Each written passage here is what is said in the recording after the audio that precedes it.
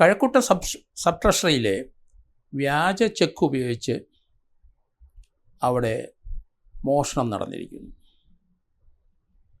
Kazhakkoottam assistant commissioner ബാബുക്കുട്ടൻ്റെ അന്വേഷണത്തിലാണ് ഒരാളെ ട്രഷറിയിലെ accountant S വിജയരാജിനെ arrest ചെയ്യുന്നത്. അവിടെ ശ്രീകാര്യം സ്വദേശിയായ മോഹനകുമാരി എന്ന സ്ത്രീയുടെ അക്കൗണ്ടിൽ നിന്ന് 2.5 ലക്ഷം രൂപ അവരറിയാതെ വിഡ്രോ ചെയ്തിരിക്കുന്നു. ഇവിടെയാണ് പിടി വീണത്. അവർക്ക് ചെക്ക് ബുക്ക് 20 ലീഫിൽ അവർ പണം പിൻവലിച്ച് 3 ലീഫിലാണ്. ബാക്കി 17 ലീഫും അവരുടെ കയ്യിലുണ്ട്. ആ ചെക്ക് ലീഫ് പിന്നെ എങ്ങനെയാണ് അതില്ലാതെ ഈ 2,50,000 രൂപ പിൻവലിച്ചത്? അവരുടെ പരാതി വന്നതോടുകൂടി treasury joint director KR Biju പരിശോധന നടത്തി. ആ പരിശോധനയിൽ ഏകദേശം 6-7 ജീവനക്കാർ സസ്പെൻഡ് ചെയ്യപ്പെടുകയും ചെയ്തു. പോലീസ് ലഭിച്ച ട്രഷറി കൊടുത്ത പരാതി പോലീസിലേക്ക് എത്തുകയും പോലീസ് അത് അന്വേഷിച്ചപ്പോൾ അവിടെ കഴിഞ്ഞ ഒരാഴ്ച ട്രഷറി ഓഫീസർ ഇല്ലായിരുന്നു. അവിടുത്തെ അക്കൗണ്ടൻ്റ് എസ് വിജയരാജ്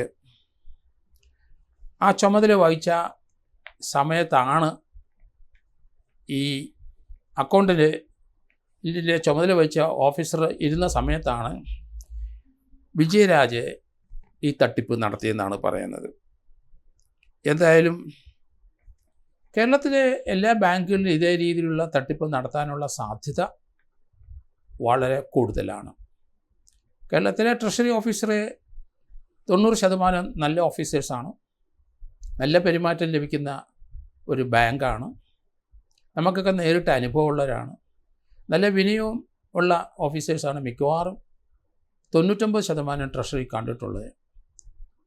പക്ഷേ ഇതുപോലെ ചില പുഴുക്കുത്തുകൾ ഉള്ളത് തീർച്ചയായിട്ടും ട്രഷറിയിലെ ജീവനക്കാർക്ക് അവർക്ക് സമൂഹ മധ്യത്തിൽ മോശമായ പ്രതികരണം ലഭിക്കാൻ സാധ്യതയുണ്ട്.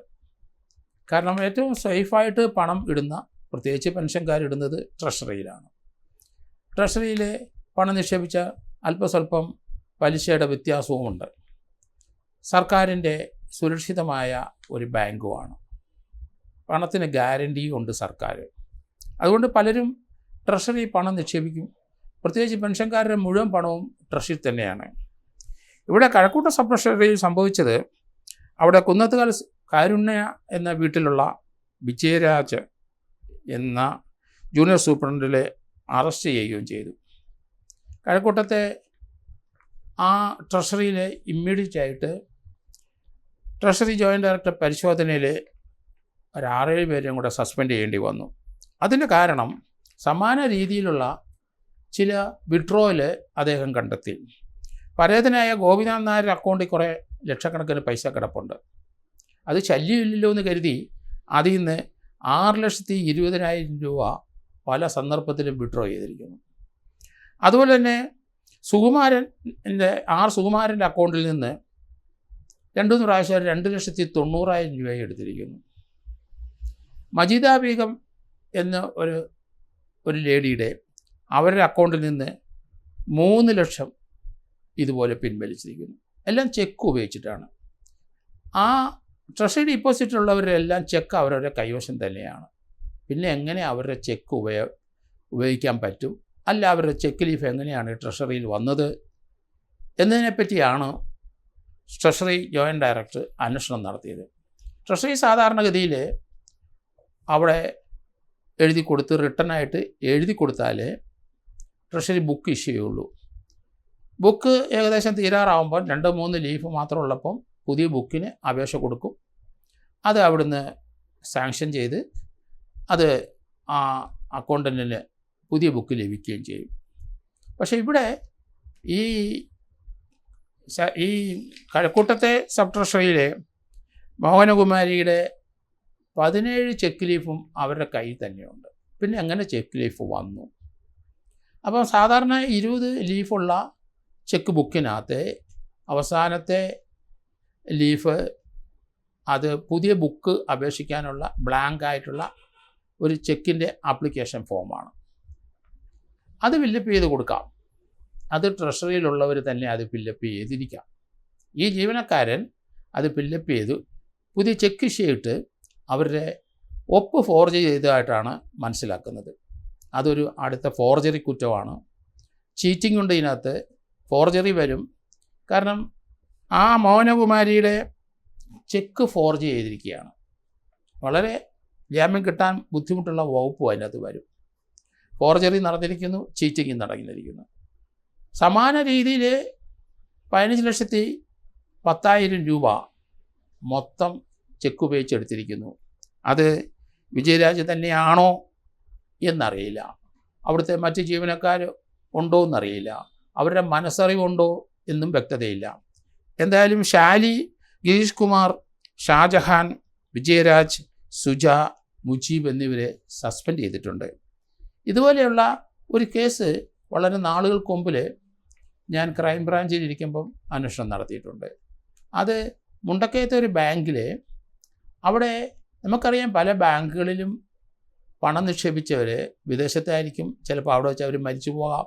ചിലപ്പോൾ അവർ ഇങ്ങോട്ട് വരാനുള്ള ബുദ്ധിമുട്ട് കാരണം വർഷങ്ങളോളം ഈ പണം ഉപയോഗമില്ലാതെ ബാങ്കിൽ ഡിപ്പോസിറ്റ് തന്നെ കിടക്കും. ബാങ്ക് ജീവനക്കാർ പണത്തിന് ബുദ്ധിമുട്ട് വരുമ്പം അത്യാവശ്യം അധികം സ്വല്പം പൈസ എടുത്ത് മറിച്ച് 2-3 മാസം കഴിഞ്ഞ് തിരിച്ചിട്ടാൽ ആരും അറിയാൻ പോകുന്നില്ല. അപ്പോൾ ആ ഉടമസ്ഥൻ തന്നെ ഒരു ട്രാൻസാക്ഷൻ നടത്തി എന്നേ തോന്നുള്ളൂ, പണം നഷ്ടമില്ല. പക്ഷേ മുണ്ടക്കയത്തെ ഈ ബാങ്കിൽ പല പ്രാവശ്യം ഇങ്ങനെ വർഷങ്ങളായിട്ട് ആരോ ഇങ്ങനെ പണം വിഡ്രോ ചെയ്യുകയും ഇടുകയും ചെയ്ത് പിന്നെ വിഡ്രോയിൽ മാത്രമായി നല്ലൊരു സംഖ്യ അടയ്ക്കാൻ പറ്റാതെ സാമ്പത്തികമായിട്ട് അയാൾ തകർന്നിട്ടുണ്ടാവണം. ഇത് ബാങ്ക് ഓഡിറ്റിംഗ് സമയത്ത് കണ്ടുപിടിക്കുകയും പോലീസ് റിപ്പോർട്ട് ചെയ്യുകയും ചെയ്തു. അതിനെ സംബന്ധിക്കുന്ന ഒരു കേസ് അന്ന് എടുത്തതായിട്ട് എനിക്ക് ഓർമ്മയുണ്ട്. അപ്പം ഡെഡ് ആയിട്ടുള്ള പല ബാങ്ക് അക്കൗണ്ടുകളും ഓപ്പറേറ്റ് ചെയ്യാതെ ലക്ഷക്കണക്കിന് രൂപയും കോടിക്കണക്കിന് രൂപയും പല ബാങ്കുകളിൽ ഇതുപോലെ കിടപ്പുണ്ട്. അതിൽ നിന്ന് ഇടയ്ക്കിടയ്ക്ക് അത്യാവശ്യത്തിന് ബാങ്ക് ജീവനക്കാർ ഇതുപോലെ വിഡ്രോ ചെയ്താൽ ആരും ചോദ്യം ചെയ്യാനില്ല. അതേപടി പൈസ തിരിച്ചടച്ചാലും അത് അൺഅക്കൗണ്ടഡായിട്ട് വരുന്നുമില്ല. അത് കൃത്യമായി ആ ജീവനക്കാരന് അയാളുടെ അത്യാവശ്യം കാര്യം നടക്കുകയും ചെയ്യും. അതോടൊപ്പം തന്നെ അത് തിരിച്ചടച്ച് എങ്ങനെയെങ്കിലും അടയ്ക്കുകയും ചെയ്തപ്പോൾ ആരും അറിയാതെ പോയിട്ടുണ്ട്. ഇങ്ങനെയുള്ള സംഭവങ്ങൾ ധാരാളം കേരളത്തിൽ ഉണ്ടായിട്ടുണ്ട്. അതുകൊണ്ട് ഇപ്പോഴത്തെ ഈ സംഭവത്തിൻ്റെ കൂടുതൽ ഏരിയകളിൽ അത് നടന്നിട്ടുണ്ടോ ഇല്ലയോ എന്ന് തീർച്ചയായിട്ടും ട്രഷറി പരിശോധിക്കും.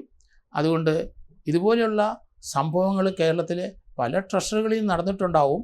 അതുകൊണ്ട് ട്രഷറി ഓഫീസേഴ്സ് അവരവരുടെ ജില്ലകളിൽ കീഴിലുള്ള ഇങ്ങനെയുള്ള സ്ഥലങ്ങളിൽ അവർ റാൻഡം ചെക്കിങ് നടത്തി ഇതുപോലെയുള്ള തട്ടിപ്പ് നടന്നിട്ടുണ്ടെങ്കിൽ തീർച്ചയായിട്ടും അത് ബാങ്കിന് നല്ലതല്ല, ട്രഷറിക്ക് നല്ലതല്ല, ഗവൺമെൻറ് നല്ലതല്ല. ഏതായാലും ഇവിടുത്തെ കഴക്കൂട്ടത്തെ അസിസ്റ്റന്റ് കമ്മീഷണർ ബാബുക്കുട്ടൻ പറയുന്നത് ഒരു അറസ്റ്റ് വന്നു, ഇനി തുടർച്ചയായ അറസ്റ്റ് ഉണ്ടാവും, ബാക്കിയുള്ളവരെയും അറസ്റ്റ് ചെയ്യും. ബാങ്കിലെ അല്ലെങ്കിൽ ട്രഷറിയിലെ അക്കൗണ്ട്സ് മുഴുവൻ പരിശോധിച്ച് ഏതായാലും അവിടുത്തെ ട്രഷറി ജോയിൻറ്റ് ഡയറക്ടർ KR ബിജുവിൻ്റെ റിപ്പോർട്ടിൻ്റെ അടിസ്ഥാനത്തിൽ പോലീസ് ഫർദറായിട്ട് കേസുകൾ രജിസ്റ്റർ ചെയ്യും, പുതിയ ആൾക്കാരെ അറസ്റ്റ് ചെയ്യും എന്നാണ് ഞാൻ കരുതുന്നത്.